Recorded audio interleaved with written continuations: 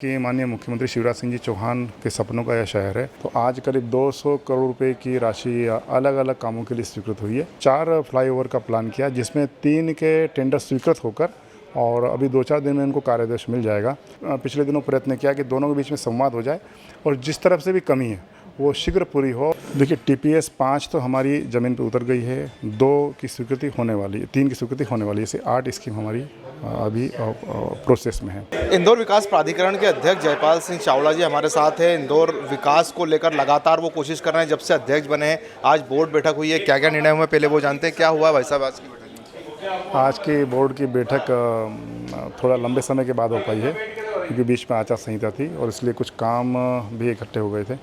तो आज करीब 200 करोड़ रुपए की राशि अलग अलग कामों के लिए स्वीकृत हुई है, जिसमें 3 फ्लाईओवर हैं, TPS की कुछ मास्टर प्लान की सड़कें हैं, कुछ गार्डन की जो बाउंड्री वाल है उसको लेकर के हैं, कुछ इलेक्ट्रिसिटी को लेकर के कुछ काम थे।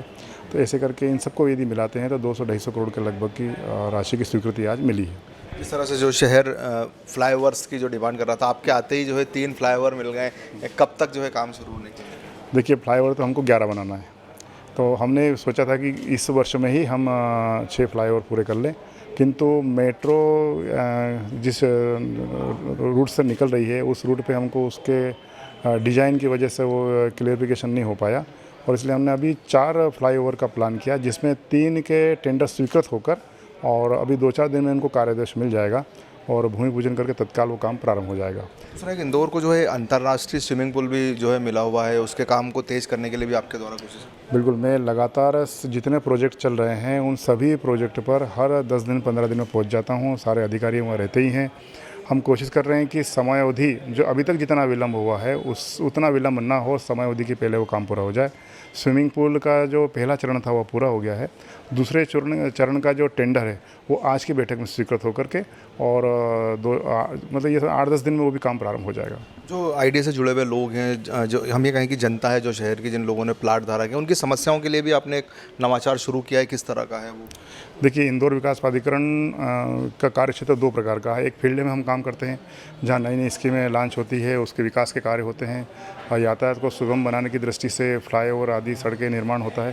साथ ही साथ हम चूँकि शहर को सुव्यवस्थित ढंग से विकास करने की दृष्टि से यहाँ प्लाट भी टेंडर के माध्यम से लोगों को देते हैं, तो उनका लीज नवीनीकरण से लेकर नामांतरण, फ्री होल्ड, ये सब काम जो होते हैं, तो अभी तक ये ध्यान में आया कि कई बार हमारे अधिकारियों की तरफ से या फिर जो आवंटी है जिसको ये प्लाट मिला हुआ है उसकी तरफ से, दोनों में संवादहीनता की वजह से कई काम डिले हुए। हमने ये पिछले दिनों प्रयत्न किया कि दोनों के बीच में संवाद हो जाए और जिस तरफ से भी कमी है वो शीघ्र पूरी हो और हर बुधवार गुरुवार इसके लिए तय किया। और खुशी की बात ये है कि पिछले 2 सप्ताह में ऐसे लंबित करीब 250 प्रकरण निराकृत हुए हैं और उससे लोग बहुत प्रसन्न हैं, खुश हैं। यहाँ का अधिकारी वर्ग भी प्रसन्न है कि इनके लिए वो हम कुछ कर पा रहे हैं, ऐसी उनकी भावना बनी है। और मैं सोचता हूँ लगातार इसको हम चलाएँगे, बुधवार गुरुवार को अभियान चलाकर, शिविर लगाकर, और ऐसे जो काम है जो नियमों के अनुसार हो सकते हैं, किसी कमी के कारण से यदि वो रुके हुए तो वो कमी कैसे पूरी की जा सकती है, इस बात को ध्यान रख करके उनको बुला करके और उसको पूरी करवा रहे हैं। दूसरा एक और जो पिछले दिनों नितिन गडकरी जी आए थे, जो नया बाईपास है, नया रिंग रोड है, उसको लेकर भी आइडिया जो है इन्हें कोशिशें चालू कर दी। आपकी जो मीटिंग हुई है, क्या हुआ है उसको? मैंने जैसे बताया कि माननीय मुख्यमंत्री शिवराज सिंह जी चौहान के सपनों का यह शहर है और यह देश में एक स्थान प्राप्त कर रहे हैं, ऐसी उनकी मंशा है। तो उनकी मंशा के अनुसार ही हम लगातार ये प्रयत्न कर रहे हैं। उसी में एक भाग ये है, माननीय पिछले दिनों नितिन गडकरी जी आए थे, उन्होंने कहा था कि यदि इस प्रकार की रिंग रोड बनती है तो सड़क का जो खर्च है वो NHAI देगा। तो तत्काल हमने उस पर विचार करके और 42 किलोमीटर का जो ये मार्ग है इसका प्लान हमने कर लिया है। उन्होंने जैसा बताया था कि हमारे अधिकारियों के साथ आप बैठो, उनके अधिकारियों के साथ हम बैठे। उन्होंने एक कनाडा की कंपनी ने उसका सर्वे किया था, उस कंपनी को यहाँ IDO में बुला करके प्रेजेंटेशन पूरा हमने देखा है। उसमें हम स्कीम ला रहे हैं और स्कीम के अंतर्गत वहाँ 50% प्लाट किसानों को देकर के उनसे ज़मीन अर्जित करके और वो ज़मीन NHAI को उपलब्ध करा देंगे और NHAI उस पर एक बढ़िया नए इंदौर को उपलब्ध हो सके, ऐसा एक अच्छी सड़क वो की सौगात उनके माध्यम से मिलने वाली है। दूसरा, जो आपने TPS की जितनी भी स्कीमें चालू की है, उन स्कीमों को लेकर बहुत सारे शख्स हैं जो न्यायालय की शरण ले चुके हैं, हाई कोर्ट और सुप्रीम कोर्ट तक भी गए हैं, तो आपने क्या नया प्लान किया है? आज बोर्ड बैठक में भी उसका वो देखिए, टीपीएस 5 तो हमारी ज़मीन पे उतर गई है, 2 की स्वीकृति होने वाली है, 3 की स्वीकृति होने वाली है, ऐसे 8 स्कीम हमारी अभी प्रोसेस में है। पाँचों स्कीमों में कुछ किसानों ने कुछ उनकी बातें थी और कुछ विसंगतियाँ थी, उसको लेकर वो कोर्ट में गए। यहाँ उनकी सुनवाई हो चुकी थी, यहाँ से संतुष्ट नहीं होने पर वो आगे गए। अच्छा है, तो हम उनके जो तर्क हैं या उनकी जो बातें हैं, उनकी शंकाएँ हैं, उनका जवाब कोर्ट में दे रहे हैं। साथ ही साथ ऐसे करीब 60-65 सबको मिलाकर 60-65 ऐसे केस हैं। तो उनको छोड़ करके, उन किसानों को छोड़ करके शेष जो मास्टर प्लान की सड़कें हैं, मास्टर प्लान की सड़कें तो आपको बनाना ही है शहर के विकास के लिए।